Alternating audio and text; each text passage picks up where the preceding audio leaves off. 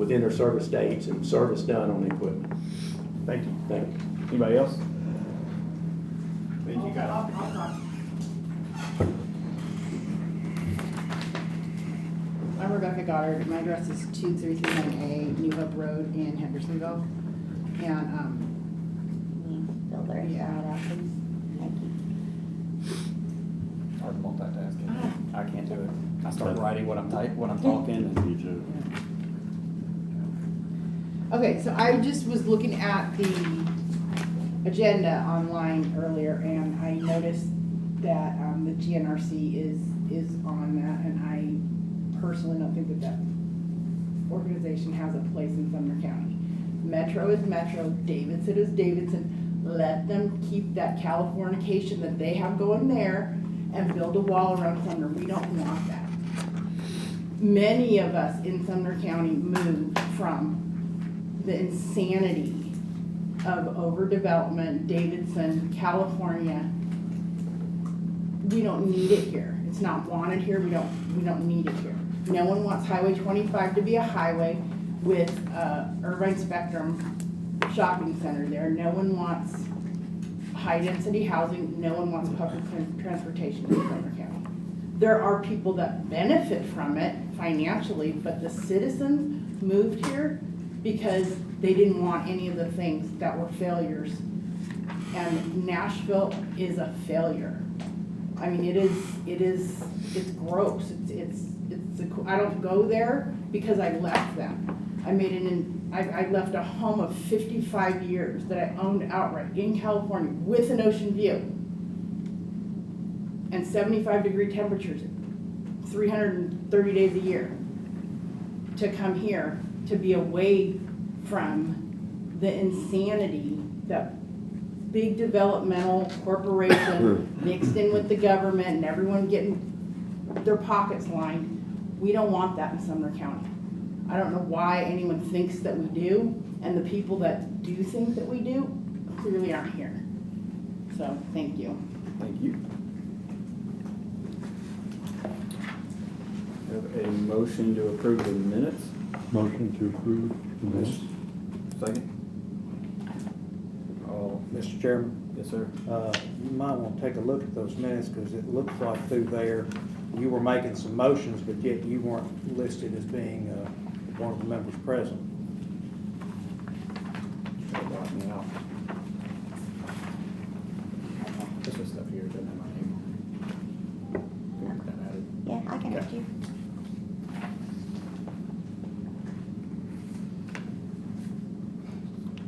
With that addition, do we have a second? Second. All in favor, say aye. Aye. Any opposed? Can't be perfect all the time. You know, it's a high bar.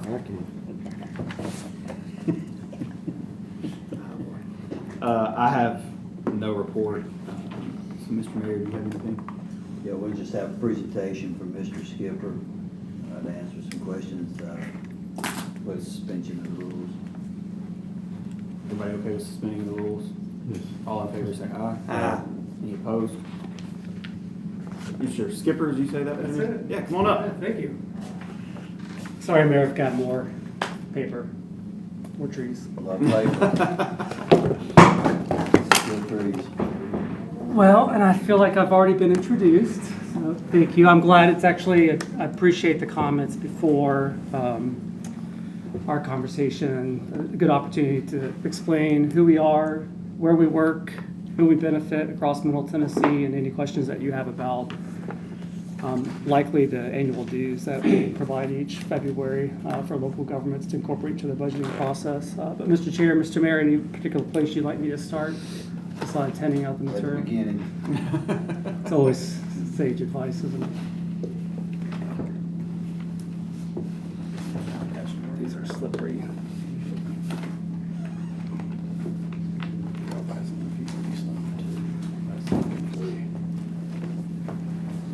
It's gotta be 10 o'clock before I get these out of my bag.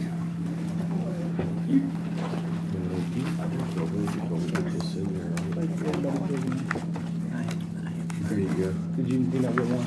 I handed mine off. Can you hand me one for tomorrow?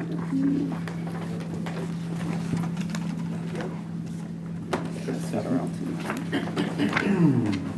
All right, so I've got a few things for you. The loose leaf paper there, we'll get to that in a minute, but that's a little bit of information about who we are in the context of the dues estimates that we provide each February to you all. But I'll start with the folder of information here, just really from the beginning, which is 1965. That was the year the state legislature created development districts across the state of Tennessee. So all 95 counties and the municipalities are part of one of 9 development districts across the state of Tennessee. We were created originally as the Mid-Cumberland Council of Governments Mid-Cumberland Development District. There were 2 entities that merged in the 80s to form what became rebranded as the Greater Nashville Regional Council. So while Nashville is in the name, and that's useful to us when we're at a conference in Kansas City, I understand the angst that has here in Middle Tennessee when somebody from our office is out in Humphreys County or Houston County introducing ourselves, and we've got Nashville in the name. But we were created by the Tennessee General Assembly in '65 for 2 reasons. One, state governments were being incentivized by the federal governments to create development districts or councils of governments. Those are interchangeable terms, to convene local elected officials to better negotiate with the state government on how the state was using federal funds to invest in local communities. There were a lot of decisions made by state governments in the 40s and 50s that local communities thought were problematic for their population. So Congress created a requirement that in order to access federal transportation dollars or dollars for economic development projects or community development projects or social services, that they required state governments to work with local elected officials within their area. And so that's fundamentally the reason why we were created, was to convene local elected officials and their constituents to engage with the state on how they were using and spending federal dollars within communities across Tennessee. Our district represents Trousdale County all the way to the west side of the region at the Tennessee River. So Stewart, Humphreys, and Houston are our western edge. We go to the Kentucky state line, include Robertson, Montgomery counties, for example, all the way down south through Williamson County. So our regional council body includes 52 city mayors from across that geography, 13 county mayors, and then a county mayor in each county is given an opportunity to appoint 2 non-elected officials from the county government to represent issues of business and commerce and community development, just local subject matter experts that can make sure that the local community is well represented. The other reason why we were created was largely focused on helping rural communities plan for their future, whether that future included a really ambitious plan for economic development, or if that future included a really a focus on land conservation. So we help communities who are interested in both sides of the spectrum in terms of conservation to economic development achieve their goals through technical assistance.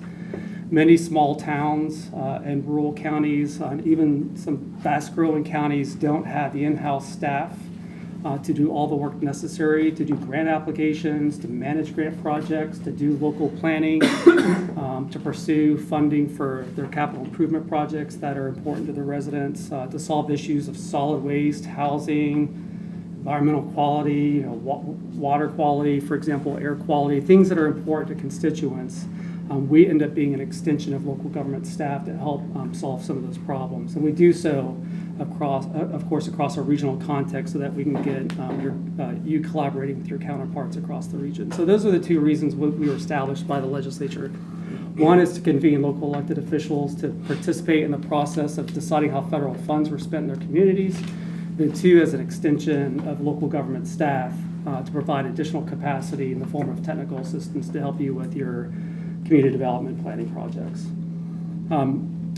We have 85 staff members. A good percentage of them live outside of Davidson County. Most of our time and attention is focused outside of Davidson County, from Trousdale over the river counties on the western edge, doing grant writing, project administration for utility, other capital projects that locals have been awarded money for.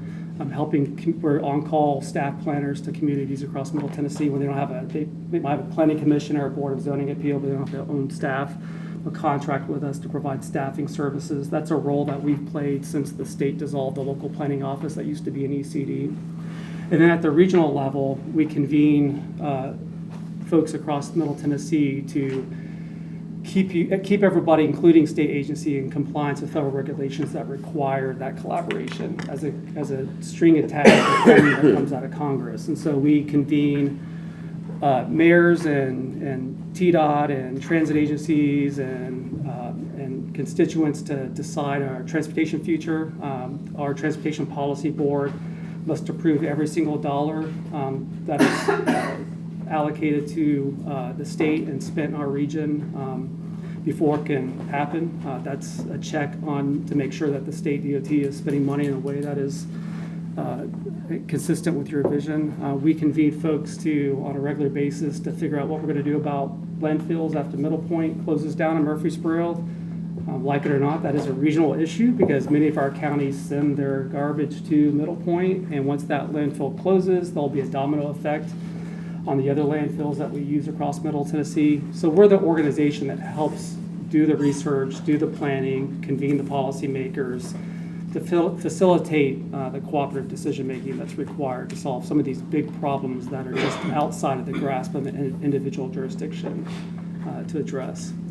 In your packet, you've got our annual report from fiscal year 2024, which I think does a good job illustrating where we work across Middle Tennessee. There's a map in there that shows all of our grant making, all of the direct services that we provide to constituents across Middle Tennessee. It also describes our three big areas of work. The first is aging and disability services. So one of our roles as the regional organization, is to serve as the area agency on aging and disability. That means we're entrusted with taking all the federal funds that flow through the Tennessee Department of Disability and Aging and work with local elected officials to decide how to spend that, whether we spend more on transportation services for older adults or nutrition or in-home services. We're the organization that takes that money, goes out and procures the provider network, monitors the quality, and then directly serves Middle Tennesseans with one of those services. We're also the entity that is entrusted to provide the unbiased source of information about Medicare.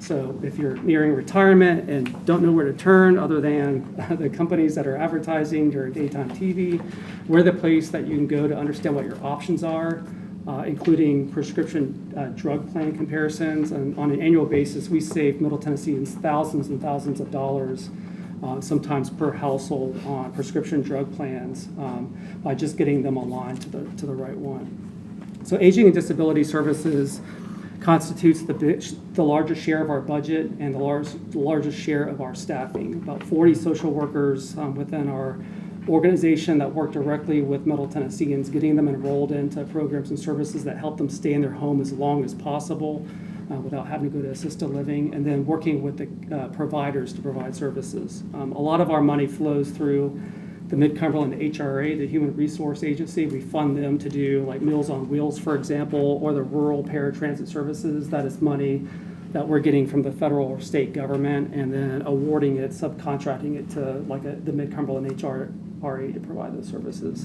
And they do some additional fundraising through private donations. Like they send out mailers every year asking for individual contributions to help supplement the grants that are available to provide the services, because the need far outstrips the money that's available. So that's I'm going to wrap up and get to Q&A here in a second, but that's the first of the three main areas of work that we do. The second is community and regional planning. And I mentioned we work to convene partners across the region to prepare regional plans for transportation, solid waste. We do a lot in terms of improving the water quality of our streams and rivers. We are preparing an economic development strategy, which isn't about proposing a specific approach to economic development. It's to understand how communities are growing, to make sure that the infrastructure investments made with federal funds are aligned with that vision, so that we're not recruiting headquarters or manufacturing facility over here, but improving roads over here, right? So we just, our job is to not tell people how we should be developing, but to make sure there's alignment between the public policies and the private sector and the wishes of the economic development officials. So those are examples of some of the regional planning that we do, but like I mentioned, many communities rely on us to staff their planning departments, their boards of zoning appeals. That is underwritten by some funding from the state, but otherwise it's a fee that we charge to those communities for that service. Some communities hire us to do comprehensive plans. We're working with Rutherford County now on their comprehensive plan. We're working with the City of Portland. Some of you have been involved in that. Those are two completely different visions. Portland is interested in knowing how and where to grow, redevelop downtown. Rutherford County is mostly interested in land conservation, making sure that the growth is going towards the cities and protecting the rural landscape. So we're agnostic when it comes to how a community should grow. We listen to the community, give them resources and best practices, and make sure their policies reflect that vision. So the day-to-day zoning change requests that are coming in to the planning department, the planning commissions, county commissions are made in accordance with local preferences. And then the third big area of business I'll talk about is economic and community development. We have a couple of roles here. The one many know us for is to be the grant writer for local communities. And we'll write a grant for just about any state, federal agency, or nonprofit foundation. If you need assistance in grant writing, we'll do the research. We'll figure out what makes a competitive grant application. We'll help you with the budget proposal. And we'll get that submitted. And if you get that award and you don't have anybody to manage that project for you, then you can hire us to manage that project for you as though we are part of your staff, and we're sort of there if you need us without you having to go to the private sector and often spend quite a bit of money on that type of service. And some communities elect to do that. Some communities elect to use us. There's no requirement that you use us for that stuff, but that's what we're here for. But the other thing we do in economic and community development is that state agencies do entrust us with some of their grant making. So the Tennessee Department of Tourist Development, for example, the Tennessee Arts Commission, they allot a certain amount of money to be awarded out across Middle Tennessee, and we convene the process to do those competitive applications and make the awards. And actually, as part of our operating budget, about half of our operating budget is pass-through money. So it's either those grant awards that I'm talking about there where we're grant making, or we're paying for the services for the older adults that we're servicing through our aging disability services. So those are the three big areas of work.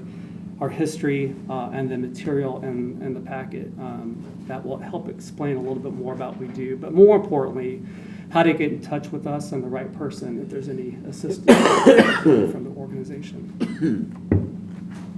So, Mr. Chair, Mr. Mayor, any specific questions you'd want me to?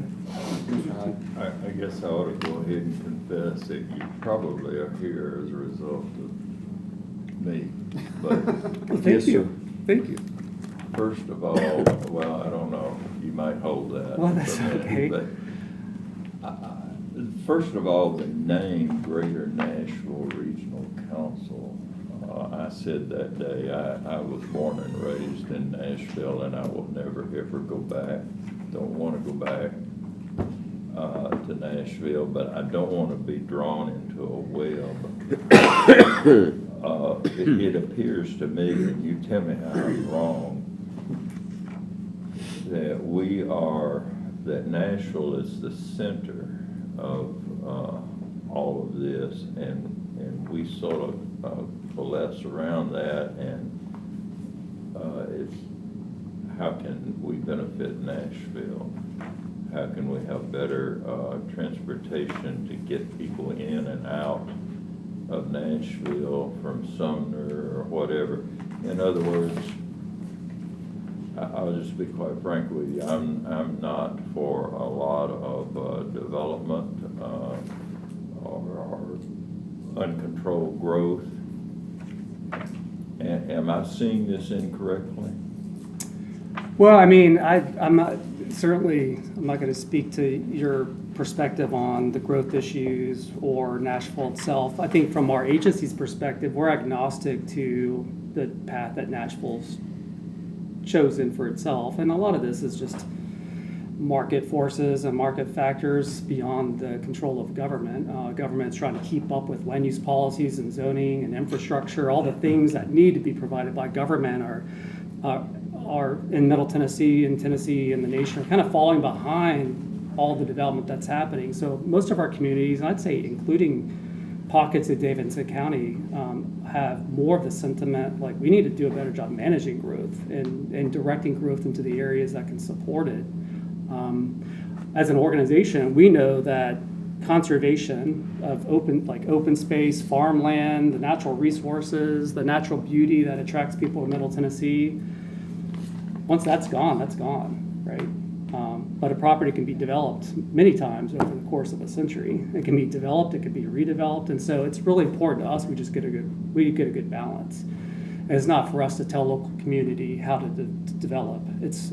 We're there to help you listen to your constituents and formulate a plan that is aligned with the preferences of the local community. And then we're there to help you see how that would perform within the context of the region, because no matter what we think about neighboring counties, there's no arguing the relationship exists on the transportation network. The relationship exists, right? We've got a lot of traffic on our roads that are going from Florida to Michigan, but there are a lot of traffic on our roads that are going from Hendersonville to Cool Springs, from Nashville to Clarksville. And so our organization has the computer models, the data collection and the computer models to predict how all that stuff works well. So you can see the impact of another community's choices on your own infrastructure. So that's the value of the regional aspect here, is that there's so much influence in terms of what's happening, the shoppers, employees, residents. A lot of that is driven by decisions that are not constrained by political jurisdiction. So I'd say we're agnostic to the choices individual communities are making, but we help make sure that you understand the implications of the choices that your neighbors are making, because we're the organization that holds the models, the research, the data that speaks to that challenge. Aren't you a national Navy? Well, actually, Columbia, Tennessee is where I went to middle school, high school. I first started elementary school in Goodlettsville, spent a lot of time in Hendersonville. So I love my job because I grew up not really thinking about the specific place. I thought of the region. My family lived across Middle Tennessee. So that shapes my perspective on the importance of communities across our area working together effectively, because I was very fluid across the geography, at least my family was.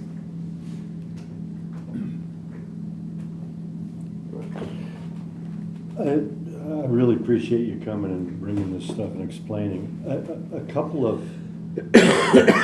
major problems I have is the fact that the only people I see that are giving you your working orders, so to speak, are mayors. Now, that's not an attack on our mayors in any way, shape, or form, but as a commissioner, my motivation is different. Mm-hmm. I answer to the people. The mayor's constantly trying to solve the problems that are a fire ongoing basis.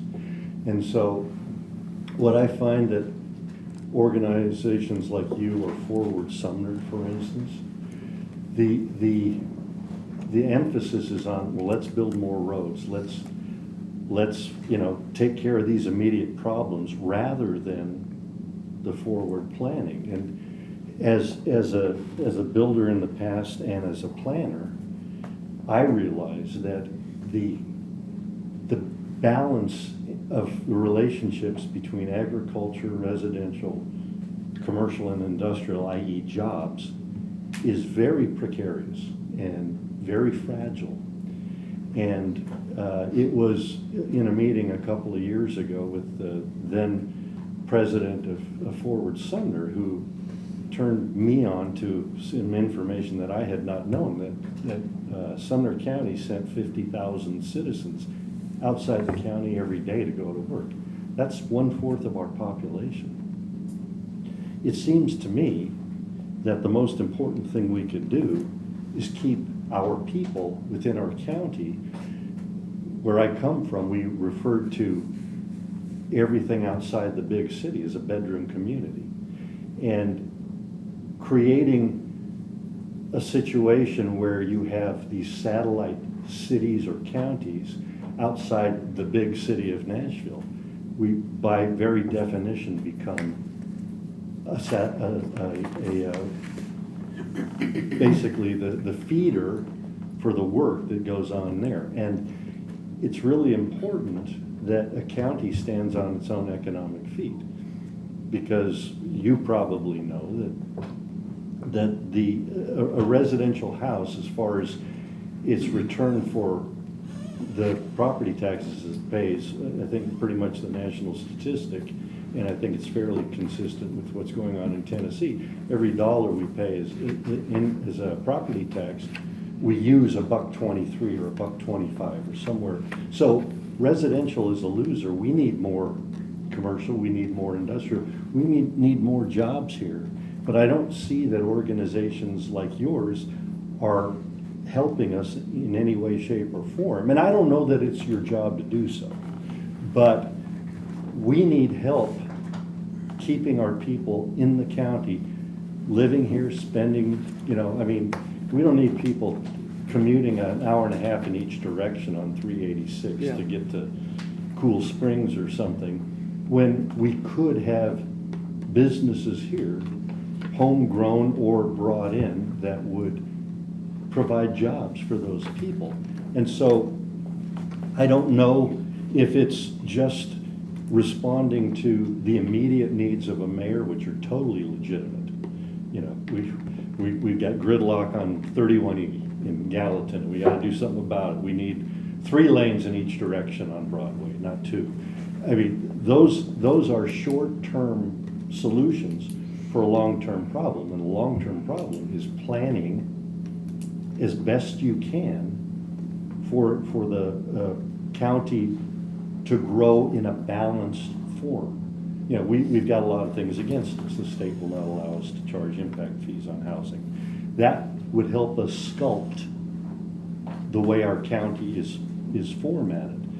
There's many, many things like that. And so can you talk about what you could do to help us as the representatives of the people? And here again, I'm not picking on the mayors, because they represent the people too, but their needs are more urgent as a rule and different than the county commissioners, who are, and for most part, trying to look down the road and take care of their constituents. Yeah, I mean, I think it's, you're spot on. Like, we're governed by the mayors who tend to represent executive branch function of government, right? Mhm. So we try to do the best we can to make sure we're staying connected to the legislative branch, whether it be at the county commission, city council, state legislature. Mhm. Spent a lot of time with Leader Lambert, who's worked with us for a long time, and we've talked a lot about a lot of issues in Sumner County over the years.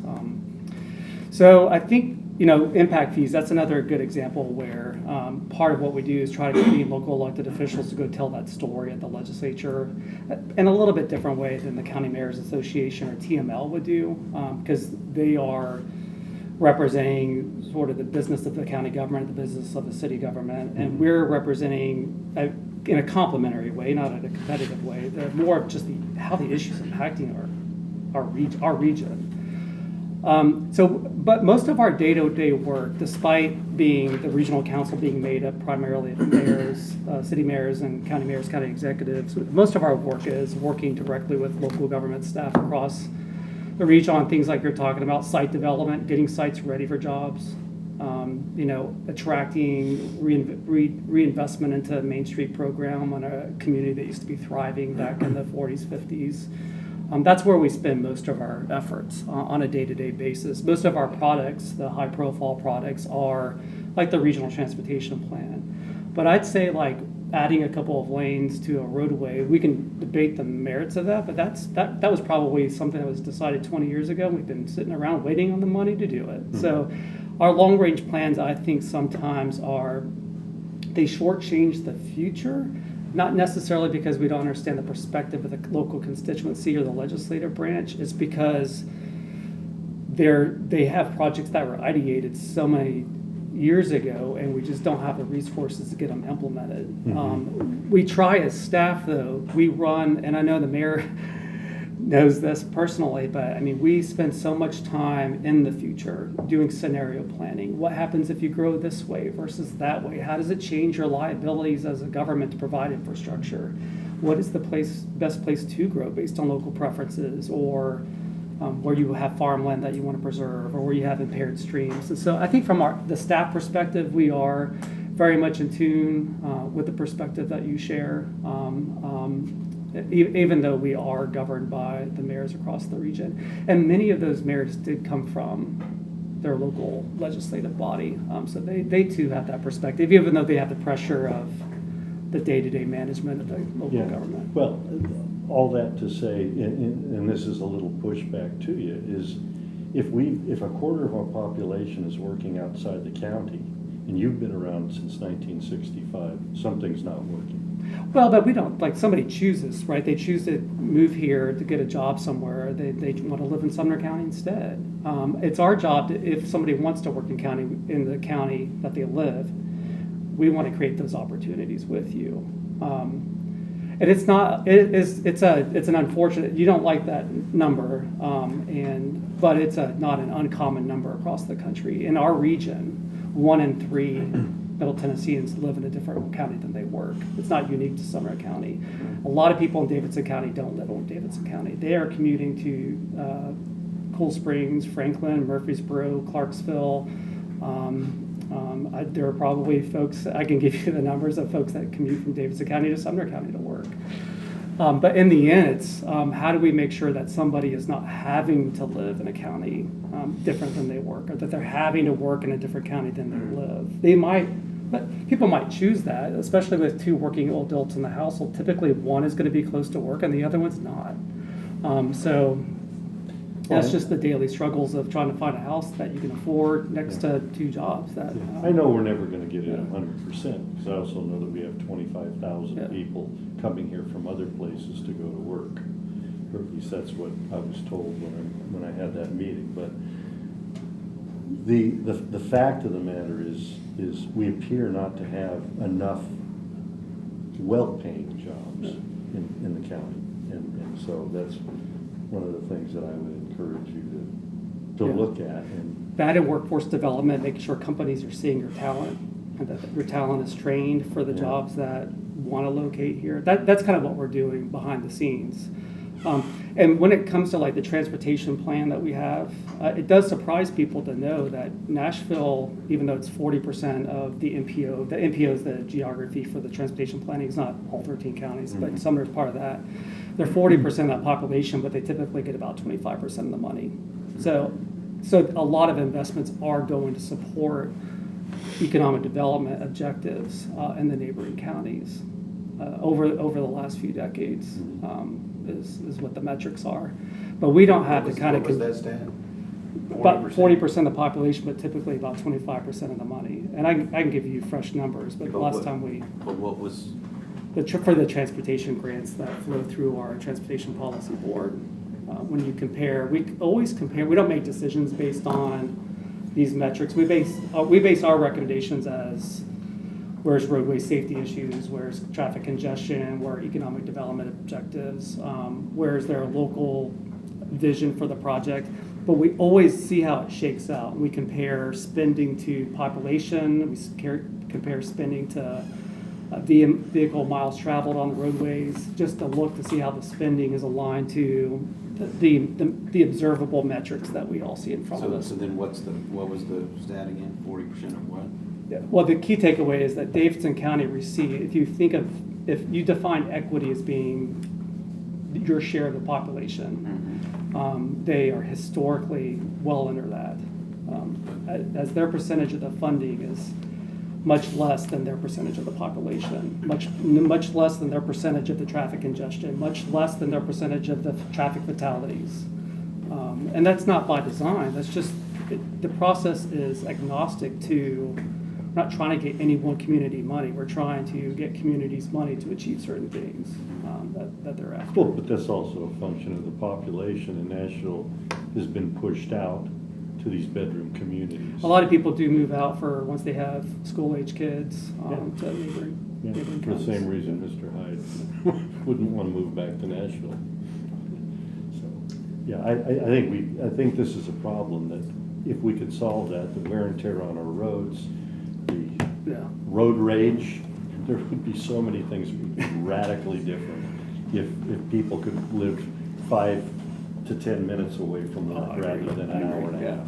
I live 10 minutes away from work, and I still get road rage sometimes. Yeah, I'm sure. Well, this is, I know y'all I'm haven't. gonna interrupt you. One thing that's important I want to point out, if that dues are required to get certain funding.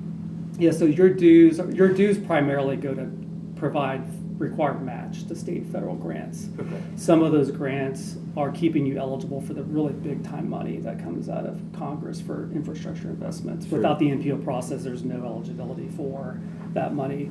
And then the state's contribution to development districts, which is the TCA that you're probably referencing, required that I provide proof that the local government's paid their dues for the year. Okay. So you're a non-governmental organization? We're governmental. You are? Yeah, but we're 'cause you're service owned. oriented. We're not a taxing authority, so we can't, our money comes from you all, from the state, or from the federal government. So we don't do our own taxes. Commissioner?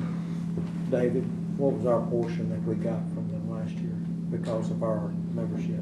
I would have to look back and see, I'm not sure right off. Do you know off the top of your head? What your dues were? No, the What amount did of we money get got. as- For that for the 50,000. investment? Which Oh, grants? well, I on one of your printouts, I didn't update it for this meeting, but I can, if you'd like me to. The second thing there, He can How just about send it this to one? me, we'll put it on the. yeah, that was, I had wrote fiscal year 2023, but. Versus having him just try to pull it up out of his memory. He can just email it to me, I'll bring it to the budget hearing. Mind if I borrow? Be happy to bring it to you. No, I was looking for. Oh, a this handout. one. Oh, I'll point you to it though. It's this one here where I hand wrote on the top. But in fiscal year 2022, we did counseling sessions, 900 residents, 69,000 meals across the county, 5,800, close to 6,000 transportation trips. So there's $830,000 of direct investment through aging and disability services. That's just direct. That's just like, we spent that money in Sumner County, $830,000 for aging and disability services. We have $110 million in our transportation improvement program for projects in Sumner County. And then it fluctuates year to year, but the level of tourist development grants and arts grants that we're providing, because those are competitive each, they're smaller, but they're really impactful to local communities and nonprofits that we're awarding that out to you. Mark may be So- talking about, we've got a couple of grants, one of them's for like is it 258, and then some other grants and planning, and then those grants that may have been involved with you, I'm not sure. That may be what he's That's referencing. actually what I'm referring to. Yeah, I think is it Route 258, I believe. Don't hold me to the number, we've got a grant right now for it, I believe it came through. Okay. 258 goes from 31 to over to Ridgetown. I think that's the grant. You also help with MHRCA and Yeah, Meals on Wheels. Yeah.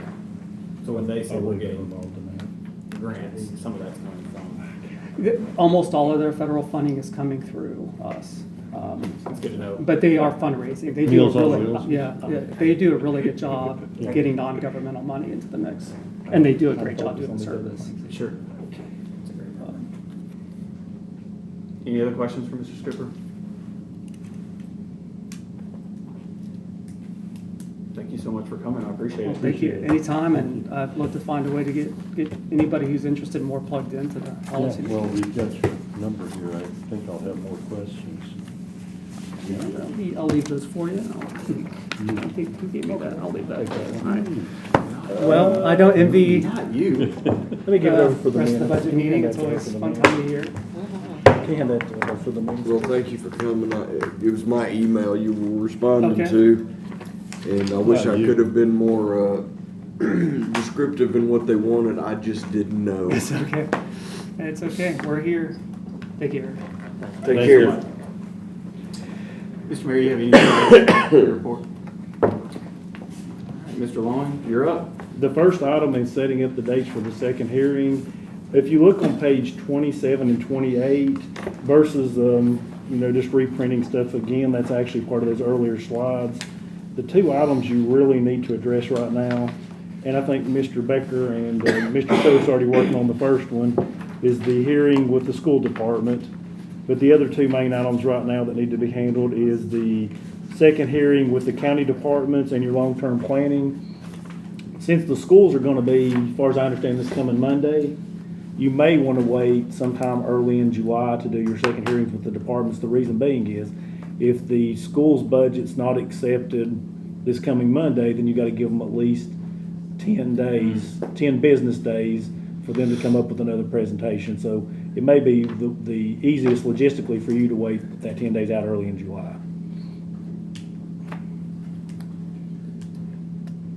Right now, can't wait It's July 1st, June 30th, July 1st. June 30th commission.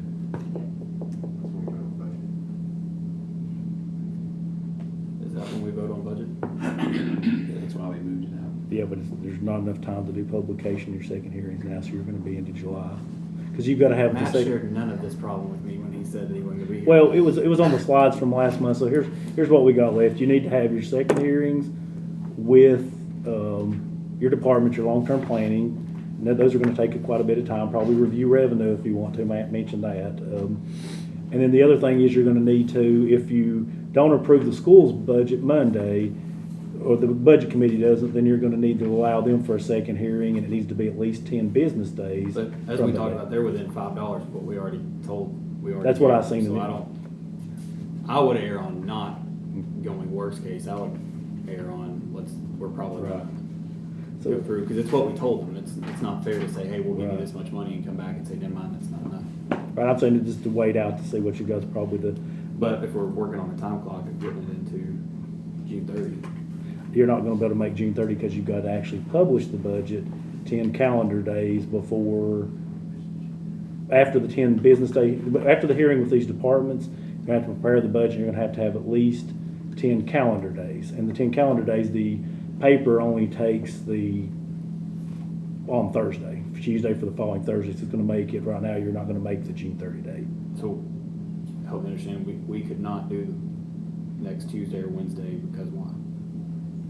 If you wanna do the department heads on Tuesday and Wednesday, you can do that, but if you need a And second. then meet all the deadlines, because then it would have everything ready. You gotta get to the 20. paper, so let's see.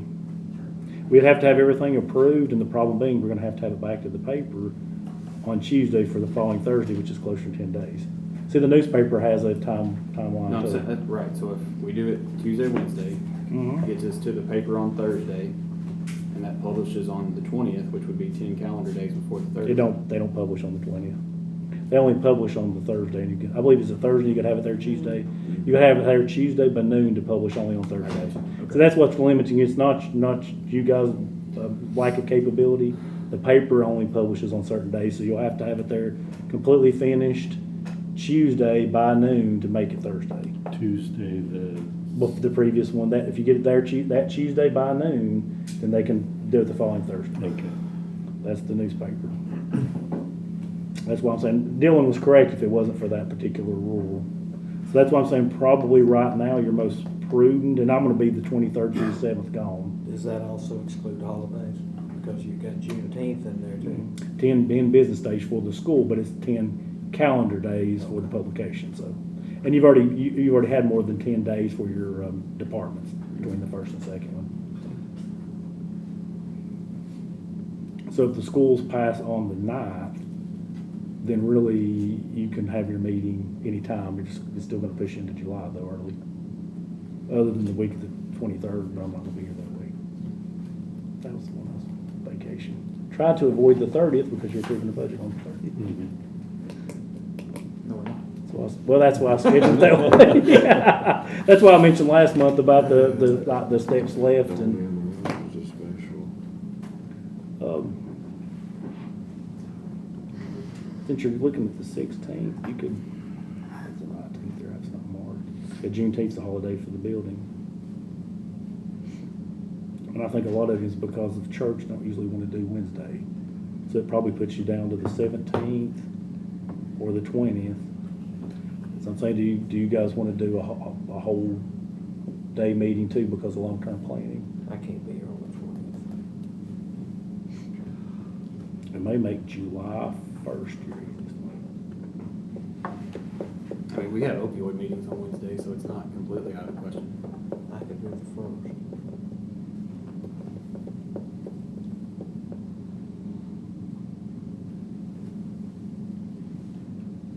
So you're saying we would need to do, we've got next Monday with education, and then after that is departments, and we can do any day after that. For the departments, you can do anytime, we've already noticed them all. Okay. You just gotta wait for the school, so maybe the easiest thing versus you guys trying to determine your calendar, if we have Miss Allison send out like maybe the first, and maybe second and the third, and maybe the 8th, and see who all's available on. If we do any of those, will that hit the correct timeline for the July commission I meeting? think you're gonna have to push it because your July is the 21st, that's what I'm saying. If you do it on the 1st or 2nd, we get So it really, all it back. needs to be in June. It needs to be the end of June, Yeah. because I don't want to push it. What's the last Twice, one in that's- July? Well, you've got the commission meetings on the 21st, you could have a special call on the 28th just for the budget. Or reschedule it. Or reschedule it. Reschedule it. Reschedule, push it a whole week forward, takes off a lot of the pressure. Because you're down to your second hearing in your long-term planning. But you'll have to do that at this meeting. Fourth Monday? No, the commission meeting. Mr. Chairman? Well, you'll Does have that to work? do that from the floor. Right, I'm just saying, Well, do you yeah, see yeah, any- yeah, I'm just trying to make get sure before we, consensus. that, do you see any issue with that for July, pushing it for a week? Right now? No. I'm not gonna hold you to it. This time, I don't. I just don't wanna pick a date and then realize that it still is not gonna work, so I wanna make sure that we can get. Might be the best plan is to try to push that meeting that in July to the fourth Monday, and that gives everybody plenty of time. And then meet with the be able to departments put- when. We should be able to pass it then. First week in July. Yeah, you'll definitely. I wouldn't even offer the 8th then in that email. It really needs to be the First, second, or third. first, second, Yes. third. Yeah. We'll have her send out it and see if we can get a consensus of at least 4 of your members, first, second, third. When would you like to start, like maybe 10 a.m. to 4, 5, 6, and make you knock out everything whenever it ends? Whatever. Do you guys prefer early? I'm an early person, or do you prefer late? What day are we talking about? First, second, or third. We don't have, just first, second, or third sometime that week. Because we can start as early as 7 a.m. if you wanted to, or 10 a.m., 7, 8, 9, 10, whenever committee. I do want to meet, I think someone made a good point earlier about it's easier for some of the public to be here later at night. So I'm not saying we need to start at 6 p.m. because I don't want to be here till 2 a.m. But We'll start at 10 and try to aim for 10 to 6. Get all your stuff, or you think it'll be that Thoughts? long? concerns? Or 11 to 6. If you went from 10 to 6, that gives the general public time to come. We could always suspend the rules and allow them to speak. Sure. You're just gonna have to be cognizant of that, Yes. otherwise that won't be able to. Is that kind of what our working theory is? Ms. Allison will email asking for, or is that something that I need to get Matt or I to do? She can email to all their members and ask you for consensus. First, second, or third, 10 to 6. There's plenty of cushion. Then you can just do everybody plan maybe for a late lunch. And then on the- work out. The commission night of June 30th, I guess we'll need to put on the agenda to push the next meeting, correct? Okay. Yes. Now, are we assuming, or are we sure that we won't be able to vote on it the 30th? Because the limitations, you need to have a second hearing, and the limitations, you've got to have it by Tuesday at noon for the Thursday. Okay, so the 30th is completely out. There's no- Because you're gonna have to get your budget, put it back together, resend it out. Unless you can do it by the 17th, if I look right. The 17th would be a Tuesday, submittal for Thursday, the 19th, that would give us the 10 calendar days. That's the Yeah. only way, I'm not saying it's doable, I'm saying that's the only way that it would. We would have to have it together on the, The 15th. yeah, we'd really have to on the, 15th is Sunday. You're in July. Oh, I'm sorry, I meant July, you're right. the 15th, yeah, the 16th. But you're gonna have to actually have it ready, approved, and all the stuff from the schools ready. Right. Because we actually publish the full budget with nonprofits, so whatever hearings you have, we gotta get it, reconsolidate it, re-verify it, and get it ready for the paper. And we'll have it pretty much ready, we'll just be doing changes, so. Sure. If you met this next week of the 9th through the 13th, like on the 12th of June, if you met, so if we did that, but you've got to make the assumption the school's gonna go through perfectly.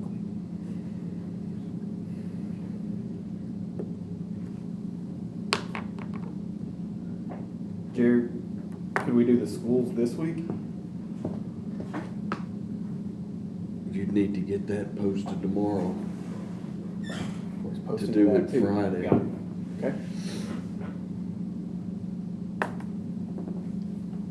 I would like to do it. Commissioner Pond, to your point, I would like to do it. I'm with you. I would like to do it in June, but Yeah, no, I mean, I don't want to rush things just to rush to Yeah. make that date, but also I want to be, if there is a way to do it, I'd love to. I was looking for clarification more than anything, because I was a little confused as to if the 30th was still an option. And the other thing- It sounds like it's the papers. It's the newspapers, the issues. And the other one, if you're gonna hear the school budget, which is your largest, or all the departments, again, how much notice do you wanna give the public? I know a lot don't show up, but you still wanna give them enough time to see if they can get off work if they wanna go to them. Absolutely. So if we do those short notices, I'm afraid you'll hear some backlash on that. Mhm. That's another reason I didn't mention doing it like that. I was afraid you'd hear some back on it. So it is possible, deal, but you're gonna have short notice for the public. Yeah, might be too hard to do. That's what. We can logistically do it with you if you want to, but you're gonna have short notice to the public. And I'm fine with it. I just didn't want to push it to, I agree, just better to do it in June. I don't like kicking cans unless we absolutely have to. So. Okay. Everybody good with that plan? Okay, so let's repeat what the plan is. July 1st, 2nd, and 3rd, you're gonna receive a notice to see which members can show up on those days from Okay. 10 to 6. We're gonna notice with the intent to put where the public and or some of the things such as the volunteer fire departments can talk early or late in the day. That way, if they come in towards 6, they can't get off work, then they can speak for a few minutes, 5 minutes, their 5 minutes discussion. Yeah, the chairman can do that as it progresses. So we're gonna kind of prepare the agenda at that format too. If that's my understanding of what the committee wants. That's what I understand. Does that need to be a motion or can that just be a We'll discussion? just do it. I mean, there's no.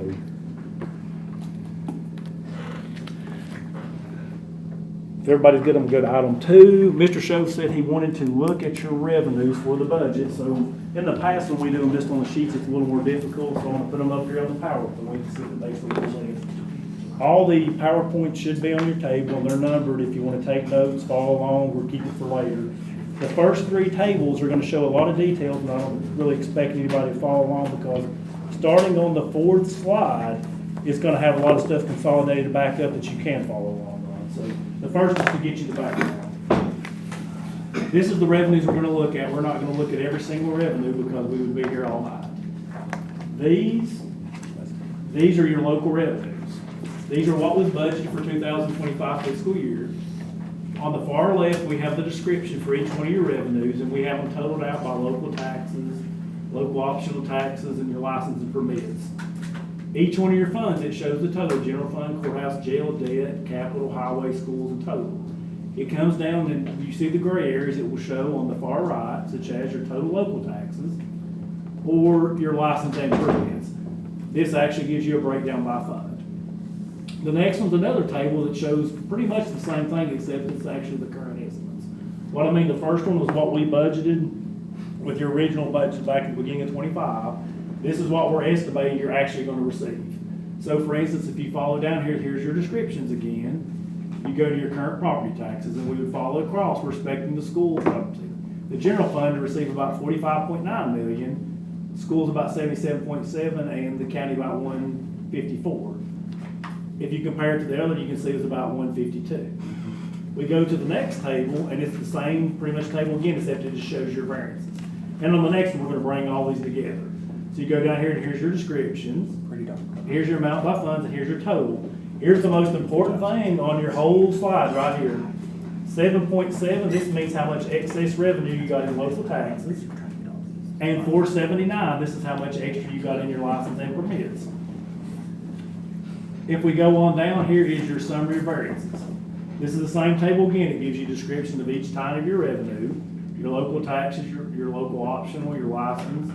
It gives you the total for each one, but it gives you these in summary, the way you can tell what's going on. Here's the amount we budgeted originally in your budget. This is how much we had estimated. This is your variance in dollars, and this is your variance in percentage. The most important item here again is you got 7.7 and 3.3 some odd percent of extra revenues and 479,000. So in summary, you're doing very well. But let's look at it a little bit closer, and we're gonna look at some of the larger ones, and to keep things down to a minimal. We're only gonna look at your large variances to show you how we got here. And what I mean by large variances is anything over $1 million. Is everybody following along so far? So basically, all your details by funds is on the other one. So if you wanna see how much, for instance, We came in $8.1 million higher. oh yeah, and we'll show you why in a minute predominantly. But if you wanna say, for instance, how much goes with the schools, you can go to one of your earlier ones and see it, but it's gonna be hard for you guys to follow along with the fund breakdown.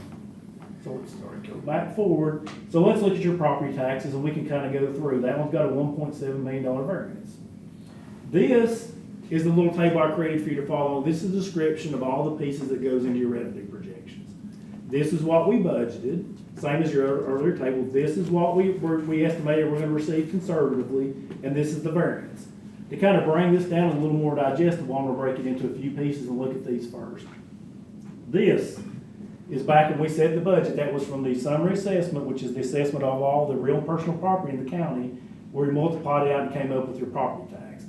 That's what actually dropped into the property tax rolls, about a $1.2 million variance. That's because of the timing difference, because the assessor's office continues to pick up property. We can estimate these amounts, but the risk you got, they continue to pick up and to drop property. We estimate additional, we may be short. So historically, I've stuck with them once we've got them, and all I do, once we set the numbers, I go by and I keep looking at those summary assessments as long as they're positive. In the past, I've always left those alone. We could go back and capture some of that, but you still run the same risk if we come in July and I use a summary assessment and they have a lot of downward adjustments, you may come in short. The next one is public utilities, and I've got you a table here. Something to think about public utilities, they are not assessed by our assessor's office. They're assessed by the state of Tennessee. We receive zero information about those until December of your actual operation year, when we get the actual tax rolls. I've called the state, they will not provide us anything. So looking at these numbers, what we budgeted was last year's amount, 2.4 million, brought in 2.5, 141,000, about 6% extra. If you look at this, what's interesting, these are all your fiscal years over here. These are your assessments, these are your tax rolls, and this is how the amounts varied over time. But if you take all those variances, it only goes to 1.37%, or a total of $7,000 from all the way back in 14, and the difference of those two is 3.4%. So that's where you picked up some money, but probably about the best we're gonna do is use prior years. We can estimate numbers, but the problem is you've got quite a bit of variance and we need to stay really conservative. The next one is your uncollectability rate, and does everybody understand what I mean by that? Because some of you may think total uncollectability rate, but that's not what we're talking about. What these percentages are here is how much of your property tax for the current year is not collected. So, for instance, we have this property tax levied in 2024. We brought in 97.91% before the end of the fiscal year, okay? Because, we see these numbers, back in the past, I budgeted this right here on 3%, and we're estimating that on 2.75. If you notice, this collectability, non-collected percentage went down year over year. There's two reasons. One, the trustee's office has done a really good job and done better and better. Number two is we've had a relatively good economy since right in here. That's the end of the Great Recession. So the problem being is I'm using 3, estimating 2.75. Looking at this, you would think I was significantly estimating too much non-collectability, but there's no guarantee we can get back up into these numbers. This one's your next one. We're going to look at these adjustments. That's the other big parts left. We could look at that little tip, but that's $236. The tax freeze, what I did for the tax freeze is I took last year's and multiplied about 120% because you have a reappraisal, and during the reappraisal, generally your property's going to be frozen, so you think that number would go up. Well, it actually went down, so you picked up about $205,000. These numbers right here make up very specific things. This is your current property tax, what was actually on the tax rolls. This number here and this number, the trustees actually got those adjustments from the assessor's office, so those are true adjustments. So right now, there's about 200,000 net down adjustments. This $1,057,000 here is actually the amount still at the Board of Equalization. It's never been cleared up one way or the other. I think, based on what I'm hearing, plus based on history, that, quite a bit of this money we may get anyway, which would make that number even better. Because if you look, these right here is the average adjustments after the tax roll set. So far, we've had about 200,000 down, which is somewhere in this range, the upward range. We got about 1,057,000 left, and what I'm hearing from the assessor's office, and based on our history, we're probably gonna pick up some of that money. We're gonna win several of those appeals. So that 1.7 may go up significantly more. But right now, we have no guarantee, so I wouldn't recommend us estimating we're gonna capture. The Yes, right side, the parentheses is, we lost. Mhm. We never collected that money. No, okay, this talk is not an electability on this. This is your tax roll, okay? Okay? And this is your public utility. These are actual numbers, right? Uh-huh. The assessor's office so far this year has picked up $350,000 more dollars of property. Why? Okay? Because of, they found things that weren't added, got added on, find timing. You just keep adding stuff when you find it. You've got 38 or 39,000 parcels, I believe is the numbers, or 58. Uh-huh. Makes 58. We've got thousands and thousands of parcels. Right, right. So they're gonna keep picking up. At the same time, they find some, because any large reappraisal, you're gonna find some natural errors. There's no, so you're gonna have some downward. So these two, here's about, what, a little over $200,000, okay? Mhm. These have actually came down from the assessor's office as true adjustments. These are sitting at the Board of Equalization still to be on appeal. Those are appeals. Okay. There's, this, after the tax roll set all the way to it's turned over to Chancery Court, is how much this has been adjusted each year. I keep a running total for each year. So say, for instance, 2025, until it was turned over to Chancery Court, the total downward adjustment was $202,000 less than that. That year you picked up 445 too. So based on history and plus, we win a lot of our appeals, there's a good chance we're gonna get to keep a lot of that money. So that negative 202,894 will probably reduce because that's based on appeals. Yes, sir. Yeah, okay. Yes, sir. Gotcha. But a lot of that's gonna end up being carryover because, you don't just sell it today and collect the money tomorrow. No. It's gonna be carryover. This right here, we're gonna leave out there and we know what happens. Yes. And we think we're probably gonna get, so you're gonna have more than likely a windfall next year, but we don't know that, so you don't wanna bank it. Right. You don't wanna be paying payroll with the windfall that we may or may not get. So we come over here and this is clerk and master's collections. Does everybody know what I mean by clerk and master's collections? Well, I know the department. Okay, so basically what happens with property taxes, it gets levied, you have a certain amount of time to pay it, it becomes delinquent. You go to the next year, if it is not paid, it's turned over to Chancery Court. Two things happen, they collect it in Chancery Court, and then ultimately, if they don't collect it, we do a tax sale and it's sold. If you look at this right here, this is what we budgeted this year's collections on. This is how much we brought in. Does anybody other than Mr. Sittler know why we brought in all this extra money? Because we sold the property. We had a tax sale this year, Right. and we don't know how successful the tax sales are gonna be, if it's gonna be carried over next year. There was some issue until Mr. Sittler and the group sold it. They sold it this year, had a very successful sale, so we picked up a lot more money. That's item two. And then your payment in lieu of taxes, and this is one Mr. Shove I talked about. If you look right here, we picked up an extra 1.3 million. It's almost exactly the same amount as the Facebook payments. The reason being is the IDB board from Gallatin has made the contention that they don't necessarily require to pay us the TIF money.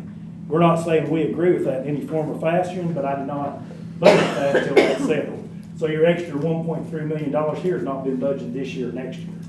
That's the Facebook payments.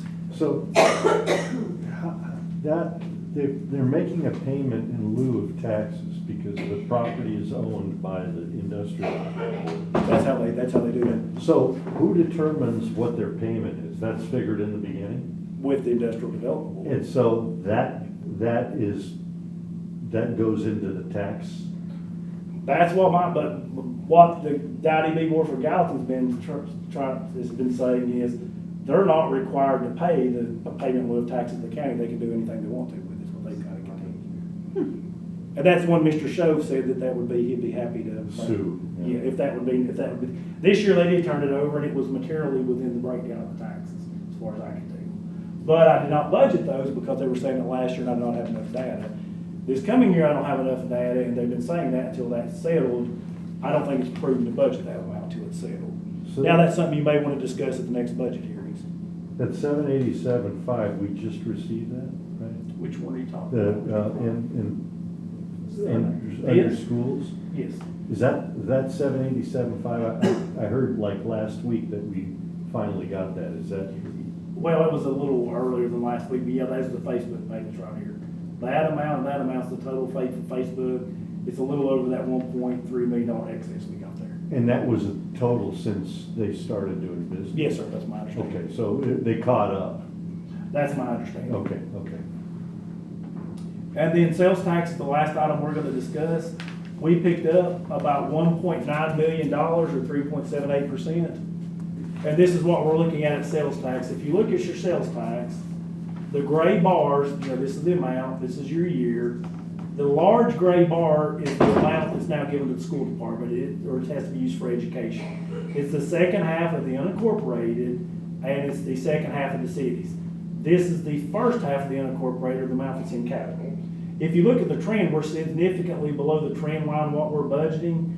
But let's go in there and dive a little deeper into the trend line. That's some things we need to look at. That's where we're hitting. But this number right here, and most of you several of you probably know why we have this big bump here. Because we all did the same thing. We used to go online and we bought things to not pay sales tax. The state changed that a couple years back and it made this big skew. Well, the reason we don't want to follow that trend line is a couple of things. Number one, that skew, and we all recognize these years here.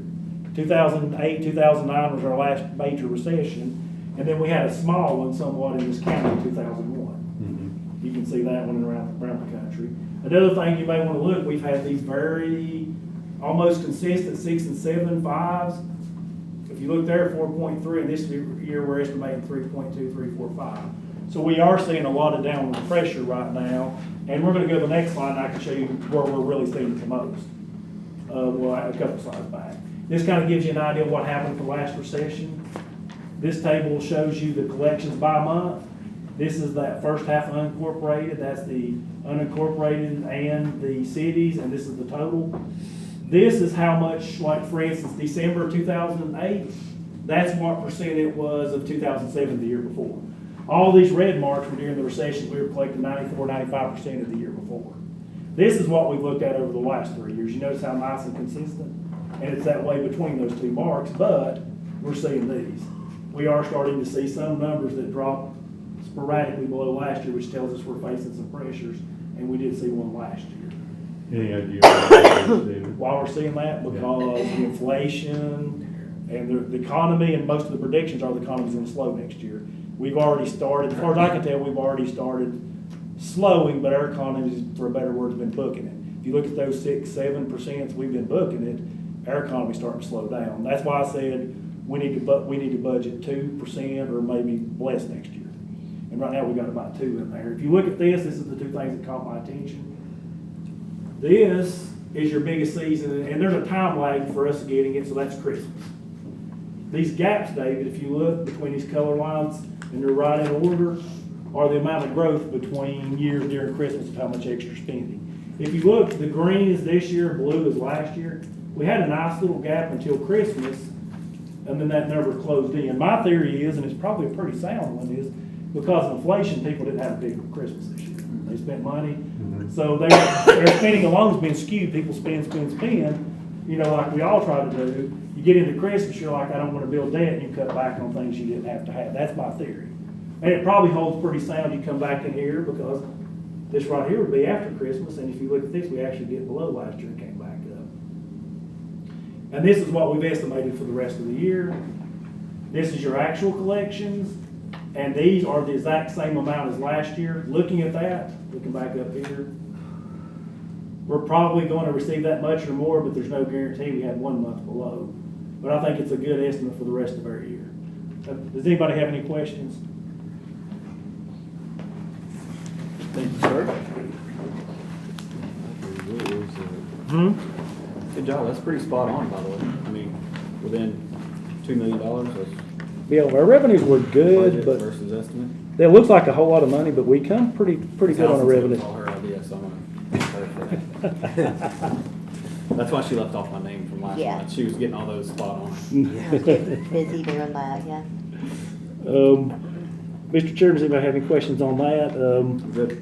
Number 3 is one we need to look at much closer. It's the continuing appropriation resolution. If we go into July, what happens is I'm authorized to let departments spend 112. If there's anything like large capital or anything, you, as a commission, have to specifically approve that. If we pull out the appropriation resolution, I think it's on page 31 through 32. I have it in my hand, but I've also received 2 emails I'll read to you of departments requesting items to be added. Already? Well, to be added to this continuing. They have projects that are ongoing, they need to continue into July. Gotcha. If you read through here, here's your continuing appropriation resolution. And we can put these on the screen if it's easier, I can just read them aloud. Go ahead. You'd rather have them on the screen or just read them aloud? Just read them. Okay. If you look, these are all the items that the departments has requested. The first one, we have the Resource Authority bond. They're building the transfer station, so we anticipate we're going to need more than 112. We want to continue the Franklin Street project because we're finishing the parking garage. New Shackle Island, it is SR 258. I was correct on the number. Should just look there. The courtroom build out. We have got the right now. We've actually got the architectural started. It was in this year's budget. That's something you guys need to look at. Are we planning to move forward with that? That's something you'll have to determine as a commission because we're asking to continue with the restricted fund balance. There's an ADA grant that we want to continue with the amount that was budgeted for it. The Brown House has some stuff going on. We want to continue with what's available in those projects. We have a broadband ready grant that we want to continue on. We're in the middle of it. And then we have several ARPA projects like the SWIG, the water line, the health department, the drainage, other projects that we've got ongoing that's budgeted that we want to continue on in July. Because if you don't approve them, they basically stop. The next one, if you look on the next Is any of page. this new money? No, It's that's already not. been- That's not, but Okay. that's not, and I'm gonna read you 2 more that's not new money that they've asked to put on here. Dave, Go ahead, Uh, Mr. Chairman. Commissioner. courtroom build out, That was the question that's why. That was the one where you guys. there's 100,000 in for architecture, right? Right, And but that's this is what you got, and we gotta get clarification on this. We've got the architect working on it right now, correct? Right. The budget you're in right now has $2 million in it. Next year, you mentioned potentially removing that budget. Right. So do we just want to note on there, continuing with architecture only until the budget's Yes. approved? Okay, so let's just note that on there. Okay, now, item 2, Brown House, that's money was given to Yes, sir. us by Mr. Brown. Right, and that's what you guys and Gen Ops are trying to do work on it, so Right. if we've got POs as of June 30, we'll continue, but if you've got anything like Gen Ops is approving or moving on this in July, and we don't have it on this, then it's not going anywhere till the budget's approved. So we can pull that, but it's gonna stop anything if there's not POs or contracts we on it. Okay, so we have to do all that before June 30th. Yes, sir. Okay. We've gotta have contracts and POs out, or unencumbered amounts, you gotta give my people upstairs permission to continue to work on these projects, or we And that's what the stop. continuing resolution does. Yeah, it does you 1/12, and then if it's anything more than 1/12, all these, we've got to have permissions, explicit approval to move forward. Okay. So that's what I'm asking for now, and the one, our chairman had a really good point. That's one that he cleared up now that you guys only want to move forward on architecture only at this point on the courtroom. Until we figure out the Okay. budget, because I know that's. Right. Yeah. The other 2 I've had mentioned is the drug task force receives money from seizures, and they have about $61,000, and it's money they do not have in the budget at this point, but they need to buy a car soon. They had one that tear up, and it's actually their money, so they're asking to add it onto this list to spend. It's not anywhere in our packet, right? You're just. No, they Oh, sent it okay. to me after this packet was prepared. They had a car motor, my understanding, blow up, so they're going to be carless in the month of July if we don't approve this. You said 61,000. Yeah, but we don't need to say, we just need to say spend their restricted, what's the thing called? It's from the U.S. Treasury, and it's called justice funds, to allow them to spend their justice funds on purchasing and outfitting a new, I think it's called interdiction card. I think that's the word verbiage they use. It was their exact request. Right here. For interdiction and any materials on it. And then the other request I've received, and there's only 2, and it would go on this first list over here of things already budgeted. The sheriff's department's doing a camera refit for animal control and the jail. They're in the middle of the project. We bid part of it. We're working on it at this point. There's $209,743.76 unencumbered in the local capital. they're asking to be allowed to use that under the continuing appropriation resolution to continue on with this project. Otherwise, it'll stop it in July too. Do we need They to, did part of it, that's what's left. do we need to individually go through those, or can we just say, hey, this is what with those two added, we're good with that? Yeah. Okay. That's the old one. Then the other one's what David was asking. These are things people are requesting that aren't necessarily in the budget right now. Toby sent down a request to spend $11,000 for a road superintendent on some radios. The issue we're running into is the county commission meetings on June 30, so he technically can't do that. So the only way he can do it is if you put the highway department to replace broken radios, $11,000 of his restricted fund balance, he can continue to move forward. Because he has a request later in the packet, but I was going to discuss that issue. So it's, if you look back in item 6B1, that's where a road superintendent requests to use the funds. But the problem we've got is we're not going to approve that to June 30. In the evenings, there's no way for him to do that. So he'll have to wait till the budget's approved. With that, continue with that. Okay, so we'll leave that one on there. Is everybody else good with that? Any objections? Tonight. Yeah, just go ahead and let him, that 11,000 on Yeah, this one. yeah. Yeah, that way he can continue on in July versus, because we can't approve it to June 30. You can't anyway. The second one is some contributions for animal control they needed for a banner. And they actually made a request for an appropriation, but the same issue, the meeting's not the June 30, so if we're gonna allow them to purchase that in July, it would have to be continuing. Or in this particular instance, you could tell them to wait and spend it in after the budget's approved. Where is that, David? It's the second item on page 32.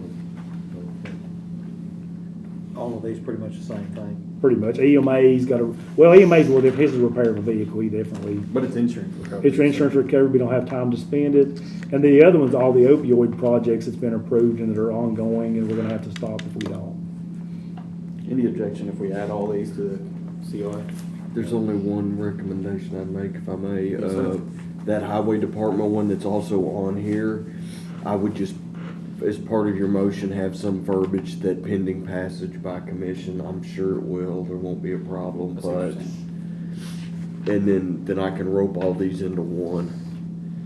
So make a motion, we pass this continued resolution with the additions of the task force, sheriff department camera project, and the specifics on page 32, the highway, sheriff, EMA, and opioid. And that's gonna pull 3 items off your agenda later, but I'll tell you when we get to them. With the stipulation that it gets passed through commission. Did I say that right? Okay.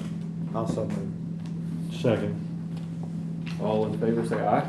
Aye. Any opposed?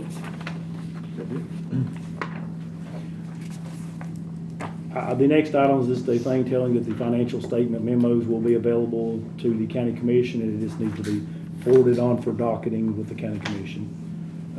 Don't know if we really need a vote or just tell me to forward it. Item C is transfers, and they are all payroll related. There's nothing really out of the ordinary. It's just usual cleanup because you've got a large county. And then item C1 is payroll. C2 is just other interbudgetary, but none of them's new money. Can we do a group? Are you gonna wanna do those now? Yeah, those probably need to be voted. And do we need to We had a wait a motion to second? group and approve. There's Do I have a transfers. second? Okay. Second. All in favor, say aye. Aye. Any opposed? Do we need to do waive second reading or anything like that? It's just interbudgetary, so there's no second on it. Don't go to the commission. Did you rope 2 into that as well? Yes. Okay. Moving on to old business, I do not have anything on City of Gallatin unless you. Jimmy, tell you where we're at. Yep.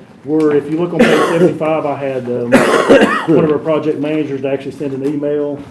We are looking right now, and that was about over a week ago, about 2 to 4 weeks for that to be completed. When I talked to Mr. Shove, we sent him copies of the contracts and POs, and I believe he was going to try to get in touch with the Gallatin mayor to discuss the amount due.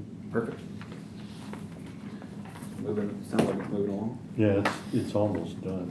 I mean, as far as laying all the pipe. Great. All right, election commission budget issues. Mr. Long, you want to talk about this? I mean, basically, we've got to figure this out. That's the email attachment. Yeah, Highlight on it. and I'll be happy to discuss it. This is the issue that we've really got right now. and we really gotta think about this closed. The first two issues are salary. So if it's an employee worked, the overtime, we're due it under fair labor standards and state law. The second one is election workers, which could fall back under fair labor standards and state law. The other issues, based on the comments from the committee, and I just think logistically, I don't think the commission wants me not paying election workers. I did attach an email from Miss Ashley. She said one of the reasons it's running over is the weight of the machines.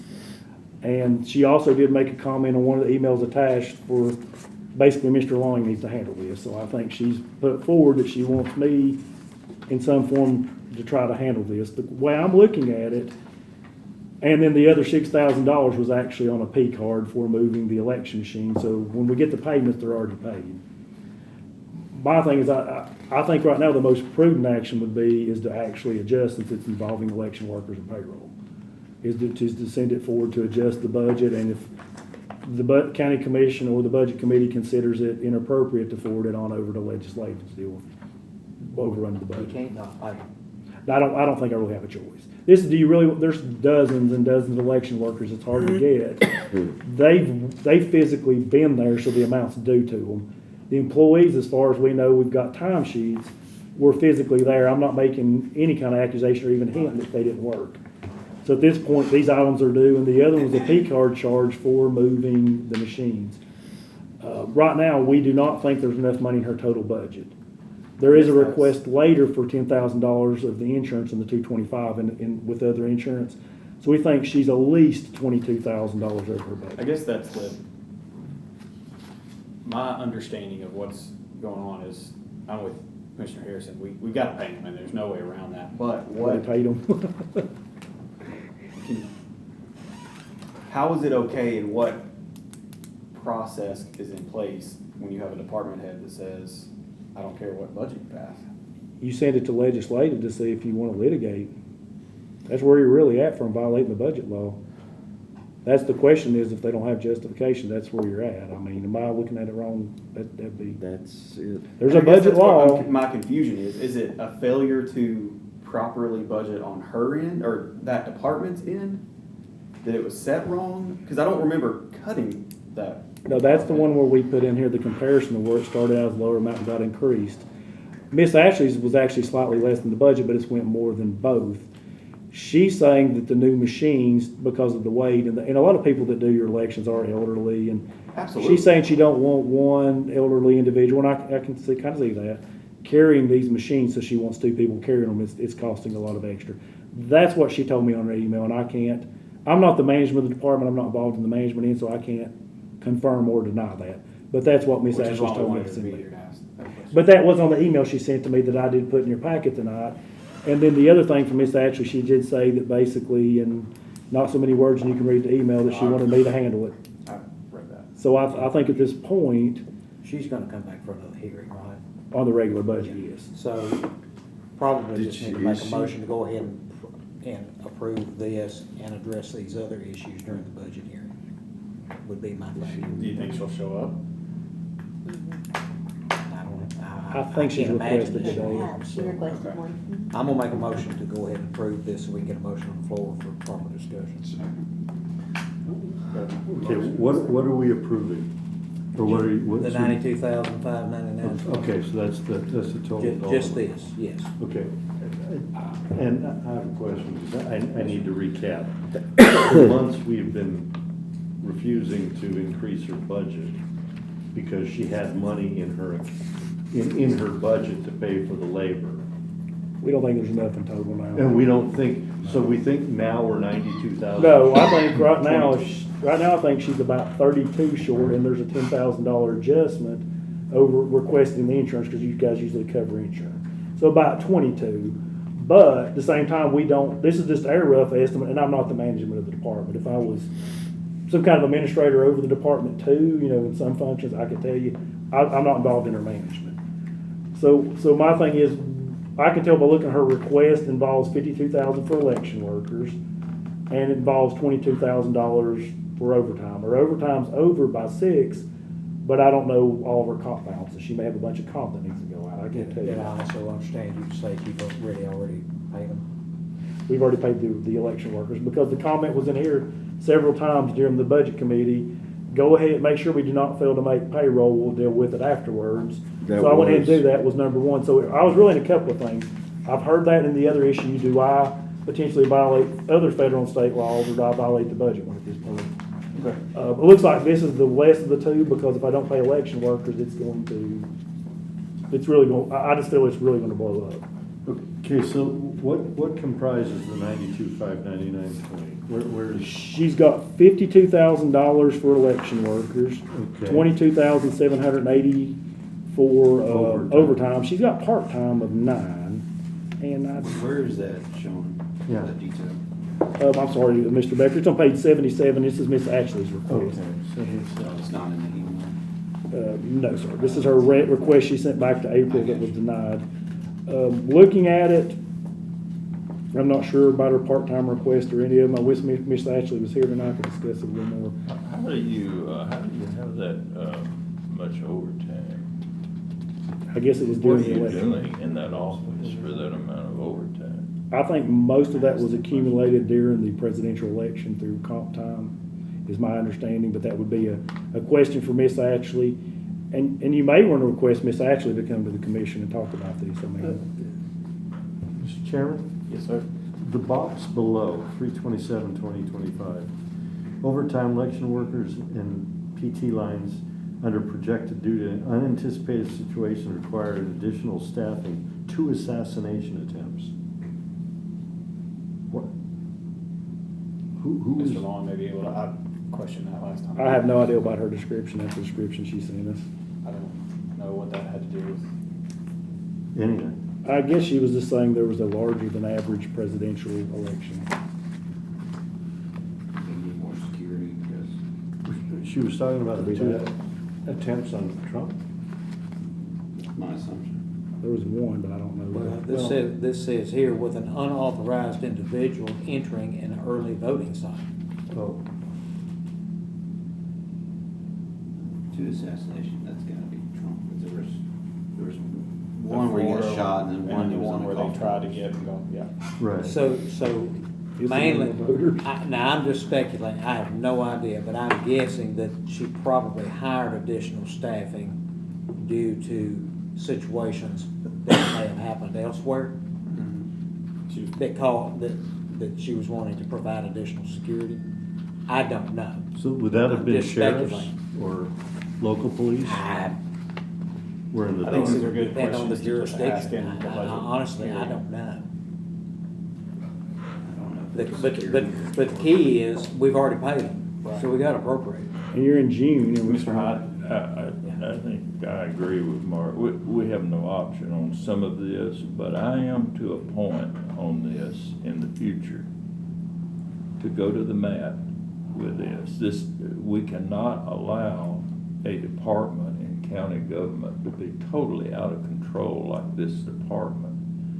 And if it takes litigating, I'm prepared as one of 24 votes to vote that way, but we have a serious problem beyond what we have to do here tonight to be thinking about in the future. I agree with you, and that's what I was saying earlier. What teeth do we have? I mean, it seems ridiculous that we spend all these days, hours, months at this point for budget hearings to set for this department that says, We're Mr. gonna- Long, you figure it out. But all of our discussion tonight's just speculation. Right. There's nobody to ask the question. We've got a motion and I a see an second, though, to email. go ahead and Yes. approve this, since we've already paid it What- and allocated it. Can I make one comment? This is the request from Miss Ashley, the attached. Some of the election workers, based on working, would require benefits, and so would overtime. So this will put, as far as I can tell, her budget in, as far as total, it won't be negative.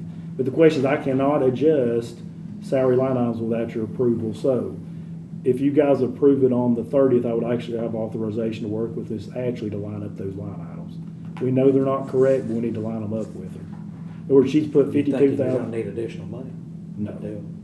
No, I don't think additional money. I think basically we're gonna need to take some of the overtime, part-time, or some of these other line items, put them out in Social Security, Medicare, and retirement. Because I So do think- you need the motion adjusted to Just, reflect that? well, when you do your motion for the commission, just give me authorization to work with Ms. Ashley to fix any line item issues. But you don't need Does that that not right need to now. be tonight, though? Wouldn't that tonight's carry over to the commission? Yes, put it in the resolution. give me So all we the- should do it now. Yeah. Yes. So this committee can allow line item adjustments too, so just adjust line items, yeah. Eric, you need to repeat that. Well, what I would put, when you put into attach the resolution, the adjustment, and give her a total adjustment of 92 whatever, and also allow for minor, for the finance director to work with Ms. Ashley for minor adjustments to clear up any issues with related benefits through line item I'm adjustments. fine with that if my second's fine with it.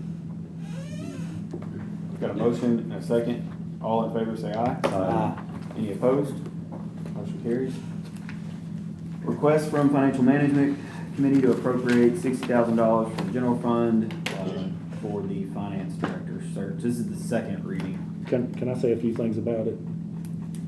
Does anybody have any questions before you say anything? Does anybody have, I don't think you need to say anything. Nobody's got any questions. I got a question. No, I'm kind of concerned. You already had your turn.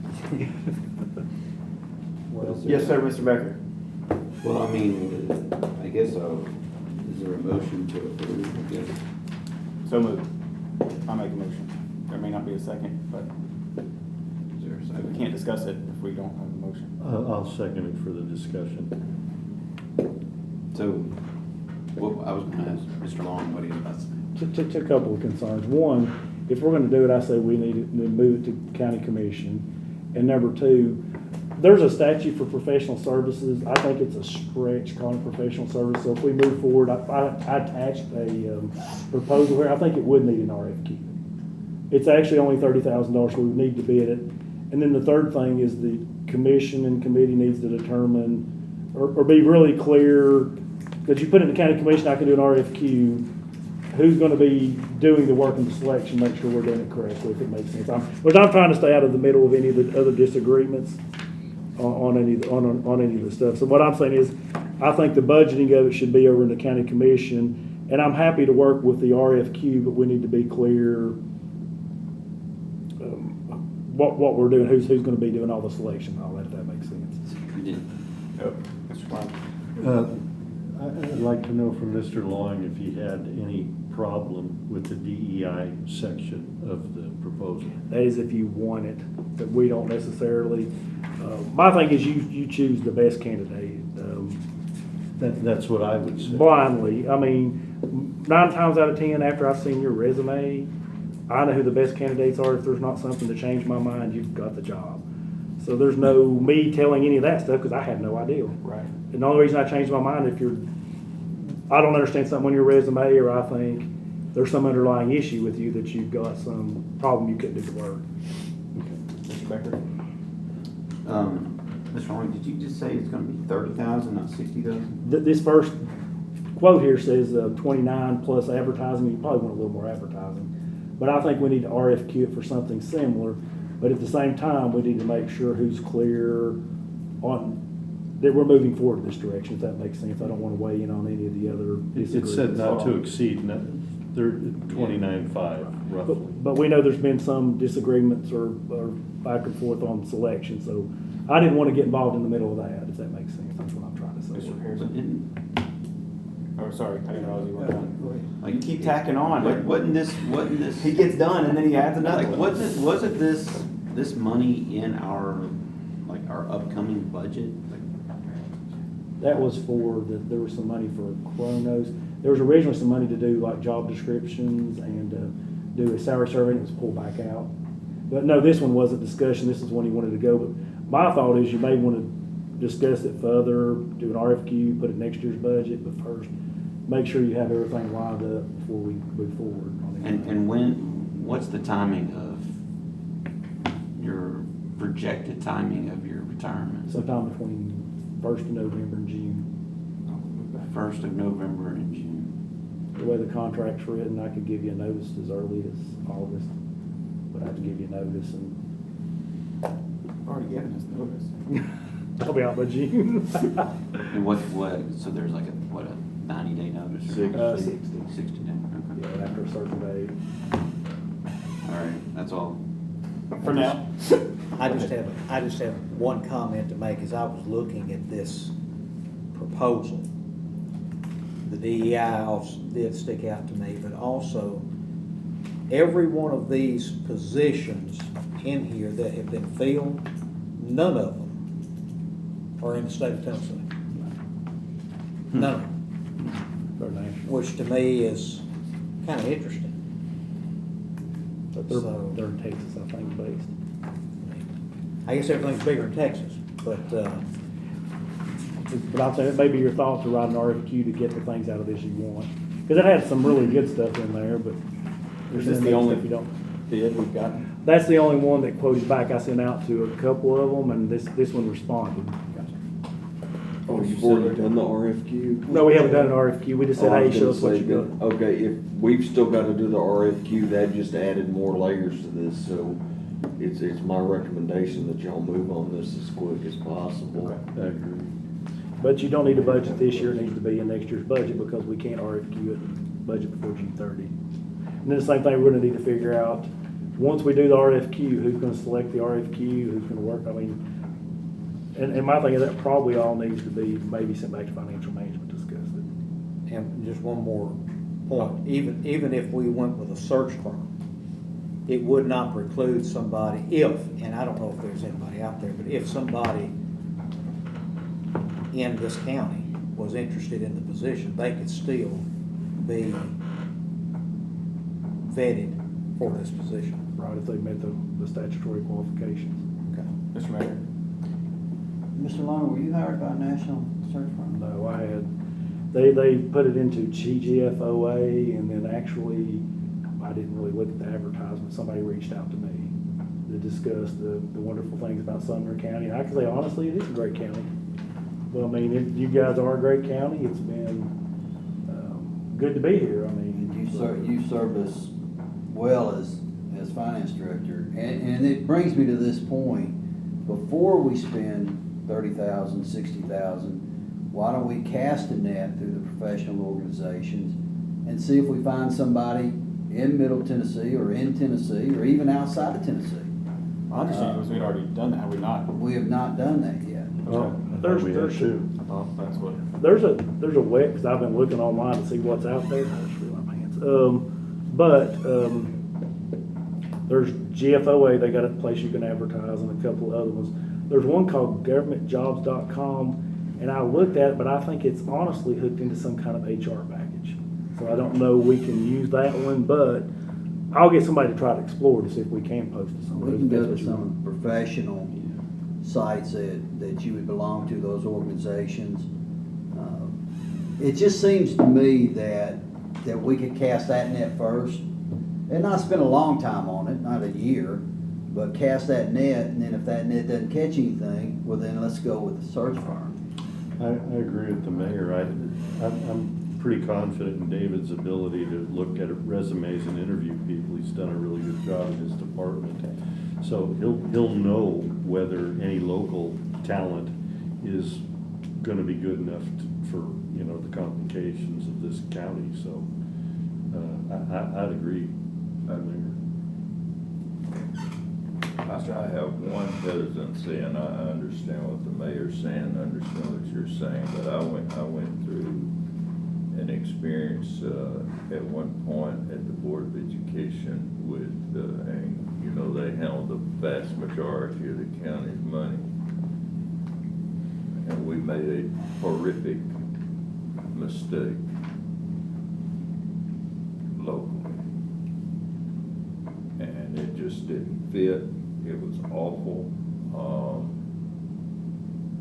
And I just on something with finance and this much money and what we're dealing with, once you dig a hole, you don't have any way out hardly. I just tend to think, hey, let's go to find the very best person. It may be, if you spend $30,000 and the very best person, I have no problem with it. If they're just down the street here on Main Street, hire them. But if the very best person is in Minnesota or Virginia or Florida, I would have no problem in hiring them. But when you start talking about this much responsibility in county finance, make a terrible mistake if you're not careful. I can tell you the number one thing that draws me to the county. To be honest, I was happy at Greene County. Somebody told me about the county here. I had 2 children, and East Tennessee's good, except, you know, the jobs aren't as good as Middle Tennessee. So my thing is, the reason I moved is I knew my kids were gonna eventually need jobs, I'll be honest. That's why I came to Sumner. Looked like a good fit, talked to the staff. It's been good since I've been here, but my main move was to come here because of future employment for my children. So you guys have some things to offer. So if somebody's got kids and they want kids that can get jobs, Middle Tennessee's economy's a lot better than a lot of areas. So that was a plus that drew me. It wasn't necessarily as much the county as that. Mr. Pond? I agree with Chairman Hyde's sentiments. But I also trust that David would say none of these people are good enough for what we need to happen here. That you know, we can throw out that fishing line now. We get 10 takers, and I have total confidence in David's ability to say, nah, none of these fit the bill. We need to go national, that he will. If you, if I could say something, Mr. Chairman. Yes, sir. I agree with you. I have all the faith in the world in David, but I don't want to put all that responsibility on David. If he makes a huge mistake, or if something, if he says, I think this is the right person, it's our job to decide who is the right person for us. And I don't even think David wants that kind of responsibility. But I want him involved, certainly with financial management, but I just don't think we can put that responsibility off on someone else. How about if you want me to, and all parties are agreed, because there's several parties involved right now, we'll just advertise out based on the job description and see what kind of bids you get, bring all the applicants back to the committees and the mayor and everybody involved. Because you got the mayor involved, you got the financial management, whomever's involved. Right. That was my question. Is there a way to do both? Can we cast the net and then, punt this for 2 months? What we'll do is July, you're gonna need some money, so as soon as the budget's gonna be done in July. If you want me to, put some money in there for advertisement, we'll take the job description, make an advertisement, drop it at GFOA, and find out who else we can drop it at. Mine is right now, there's one out there used by a lot of government, I think it's hooked into an HR platform. And we don't have, I don't know, I can always email them and find out. I've seen it out there, I've been doing some things, and then you've got things like Indeed and stuff, but maybe somebody from there. I think there's valid, for my opinion, I'm one of 24, but I think there's valid arguments for both sides of it, so I don't know why we couldn't do both. Cast the net first and see what you get, and then if you don't, How much do you think you would need for advertising? I don't know, we'll look out. See, I'll get a quote from GFOA, find out about that other one, look at Indeed. We advertise all the time in Indeed and stuff, but I think we need to do it after the first of the year, we get the budget tied down, because we need to take the job description, write a really good thing to invite people here, to get your. The first of what year? Your fiscal year. He thought I was trying to push it to January. Honestly, that sounds like something tourism should be involved in. That's their whole job, is to market the county. They help Marcus is up there, work on if we do. And if you're saying that's what drew you here, it wasn't the job itself, it was the. No, my job was good there. This one's similar to what I did there. The thing was, I started looking, and you guys have a much better economy. The job prospects for your children are higher than they are in East. I'm from East Tennessee. I like East Tennessee. Your kids are a lot more likely to get a job in Middle Tennessee. Sure.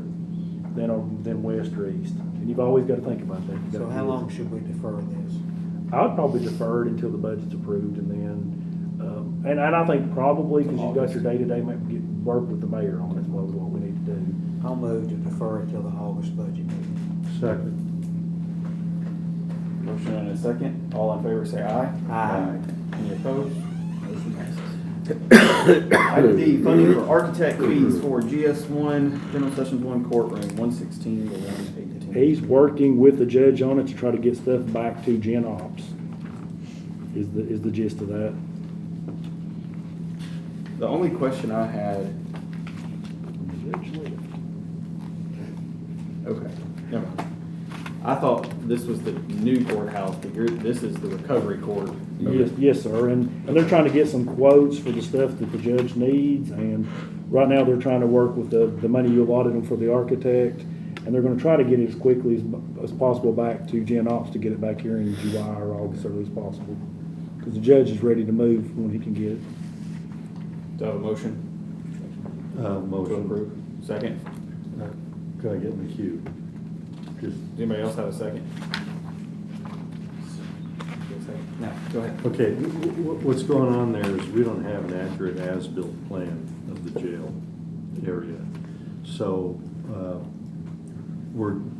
in order for Wald or any architect to give us a quote, we need to know what's there. And so we're trying not to let this thing delay, but we had a meeting last Wednesday and it became very clear that what we had in drawings, there were walls that were not there that were shown on the plan and vice versa. So it's, you can only get an accurate price if you know what you're dealing with. So at some point really soon, and I'm working with Dustin and Scott Shamrock on this, we need to get an actual as-built. And so we'll be working forward on it, but I think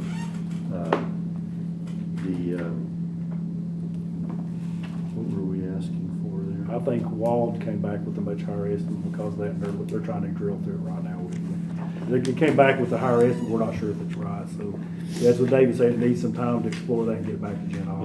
Yeah, we need to get it right because it's gonna cost us a fortune if we don't. So are you asking to defer it?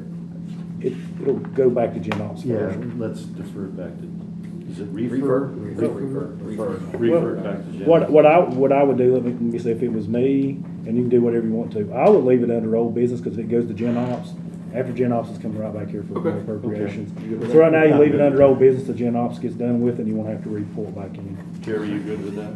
Yes. Perfect. Item E, correction of payroll. What?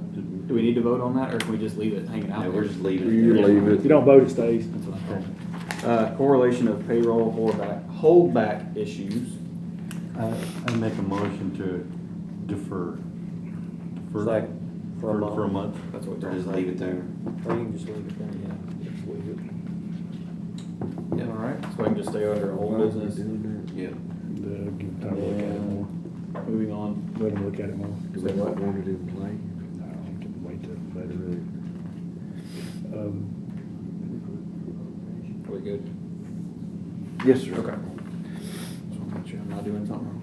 Move to approve all Well, on item 3A. I was gonna say, we need to pull some stuff off. Yeah, item 6A3A, which is the 1327 for animal donations, that's the one that was added to the continuing appropriation.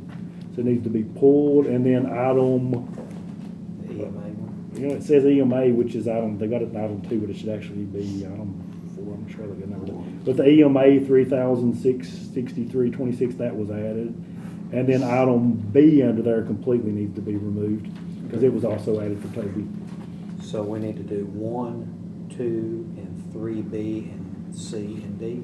Okay, you need to do 1, 2, 3, B, C, The D. remaining. Yes. And then I think that's it, Yes. the other 2 got pulled. Move to approve those. Group and approve. Got a motion and a second. Question? Yes, sir. David, tell me about the 870,000. Is that reimbursement to us?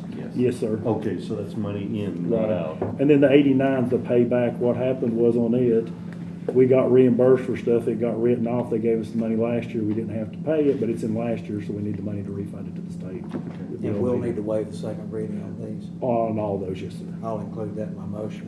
Not all of them, but I will, all of them. Second, good with that? Yep. Okay. All in favor, say aye. Aye. Any opposed? Motion carries. Other items, we already did the GNRC, and then item B is emergency purchase. It's only to dock it only, basically the air conditioning went out. Perfect. We bought several years, we just need to do it as emergency because it's getting extremely hot in that building. Once it's shut down. Need a motion second. Got a motion? Second. All in favor, say aye. Aye. Any opposed? Do we need to? And Group then- approved. Item A. Second. Question real quick, Mayor, is there any here that are not? Or y'all tax refunds, my What is apologies. I TNA don't- on? No, I just didn't know if you're like, hey, this is We one, pay the because I know we fine ran with the into this in the person past. talking We about it. went Yeah, no, through I and can- we did- Audits one way or the other. No, It looks like it's They just have errors and accurate audits, explanation. but I just want to make We sure kind we of pay had that TNA one. to do audits on. Oh, Motion to group and approve. And a second. All in favor, say aye. Aye. Any opposed? And one more motion. Motion to adjourn. All in favor? Yeah, I did a lot. Aye. It felt bad considering how much stuff you Not guys did. my 45. No, we didn't get your But you did